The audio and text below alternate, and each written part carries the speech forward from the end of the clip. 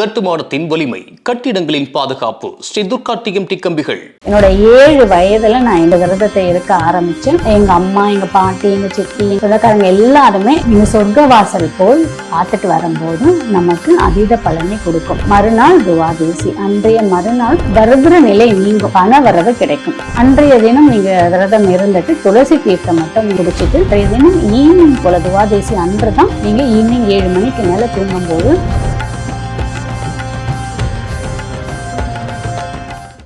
பக்தி கேஃப் நேயர்களுக்கு வணக்கம். இந்த மார்கழி மாதத்திலே அடுத்து ஒரு சிறப்பு இருக்கு. என்ன அப்படின்னு பாத்தீங்க அப்படின்னா, வருகிற 30/12/2025 நமக்கு வைகுண்ட ஏகாதேசி இருக்கு. அதாவது மாதம் நமக்கு வரக்கூடிய ஏகாதேசி, மாதத்துல 2 முறை ஏகாதேசி திதி வரும். வளர்ப்பிறை அண்ட் தேய்பிறை, அதாவது சுக்லபட்ச அண்ட் கிருஷ்ணபட்சம் 2 ஏகாதசி இருக்கு. அதுலயும் வருடத்துக்கு ஒரு முறை வரக்கூடிய பெரிய ஏகாதசி, அதாவது வைகுண்ட ஏகாதசின்னு சொல்லக்கூடிய மார்கழி மாதத்துல வரக்கூடிய ஏகாதசி. இதுக்கு நிறைய சிறப்புகள் இருக்கு, சொல்ல முடியாத அளவுக்கு சிறப்பு இருக்கு. நீங்க மாதம் உங்களால ஏகாதசி விரதம் இருக்க முடியலனாலும் இந்த வைகுண்ட ஏகாதசி அன்று மட்டுமாவது நீங்க விரதம் இருக்கும் போதும் அதீத பலனை கொடுக்கும். என்னுடைய விரதத்திலேயே முதல் விரதம் எதுன்னு கேட்டீங்கன்னா இந்த வைகுண்ட ஏகாதசி விரதம் தான். என்னோட 7 வயதுல நான் இந்த விரதத்தை இருக்க ஆரம்பிச்சேன். சும்மா விளையாட்டா எங்க அம்மா, எங்க பாட்டி, எங்க சித்தி, சொந்தக்காரங்க எல்லாருமே இந்த விரதத்தை ரெகுலரா இருப்பாங்க. அவங்களோடு சேர்ந்து எங்க அண்ணனும் நானும் சும்மா இருக்க ஆரம்பிச்சோம். பட் இது வரைக்கும் நான் இருந்துட்டே இருக்கேன்.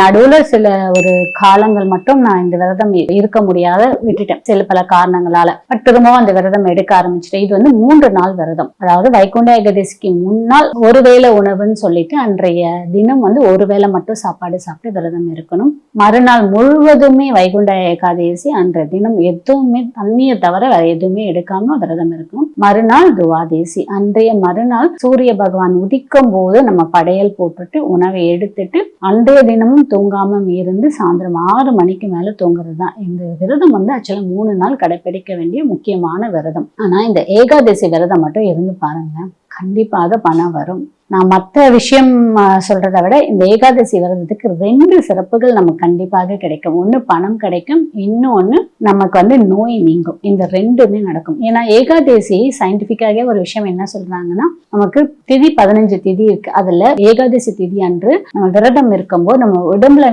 ஏகப்பட்ட மாற்றம் நடக்குமா. அன்றைய தினம் நமக்கு இந்த பிரபஞ்சத்தோட தான் நம்ம உடல் வந்து கனெக்ட் ஆயிருக்கு.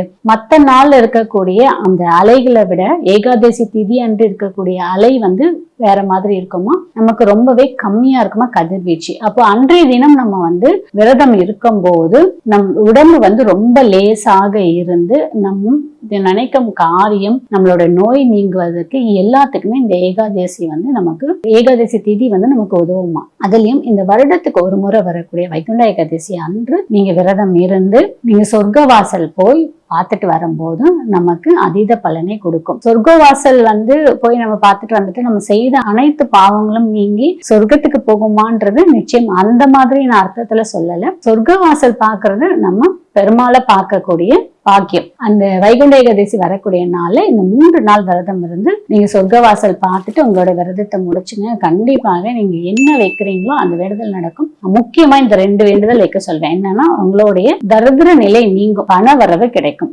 அடுத்தது உங்களுடைய ஆரோக்கியம் மேம்படும். இது 2மே 100% 200% கண்டிப்பாக வைகுண்ட ஏகாதசி விரதம் இருக்கிறவங்க கண்டிப்பாக கிடைக்கும். அன்றைய தினம் நீங்க விரதம் இருந்துட்டு துளசி தீர்த்தம் மட்டும் குடிச்சிட்டு விரதத்துக்கு நீங்க பால் பழம் எடுத்துக்கலாம், இல்ல உப்பு இல்லா உணவு எடுத்துக்கலாம், இல்ல உணவே இல்லாம வெறும் நீர் மட்டும் குடிச்சு விரதம் இருந்துட்டு மறுநாள் பல காய்கள் போட்டு சாதம் பண்ணி படையல் போட்டுட்டு யாருக்காவது தானம் கொடுத்துட்டு ஈவினிங் அன்றைய தினம் முழுவதும் தூங்கவும் கூடாது. அதுதான் ஆக்சுவலா வைகுண்ட ஏகாதசிக்கு முக்கியமான காரணம் என்ன அப்படின்னா, கண் விழிப்பாங்க, விரதம் இருந்து கண் விழிப்பாங்க. அந்த மாதிரி கண் விழித்து மறுநாள் படையல் போட்டு நீங்க தானம் கொடுத்துட்டு நீங்களும் உணவு எடுத்துக்கிட்டு அன்றைய தினம் ஈவினிங் போல துவாதேசி அன்றுதான் நீங்க ஈவினிங் 7 மணிக்கு மேல தூங்கும் போது கண்டிப்பாக அந்த விரதத்தோட முழு பலன் நமக்கு கிடைக்கும். துவாதேசி அன்று நமக்கு கிருத்திகை நட்சத்திரமும் இருக்கு. வாய்ப்பு இருக்கவங்க இந்த வைகுண்ட ஏகாதசியை பயன்படுத்திக்கங்க. நிறைய பலன்கள் இருக்கு, நிறைய விஷயங்கள் நமக்கு நினைச்ச அனைத்து காரியங்களும் நல்லபடியாவே நடத்தி கொடுப்பார் நமக்கு பெருமாள். வேற ஒரு பதிவுல சந்திக்க நன்றி,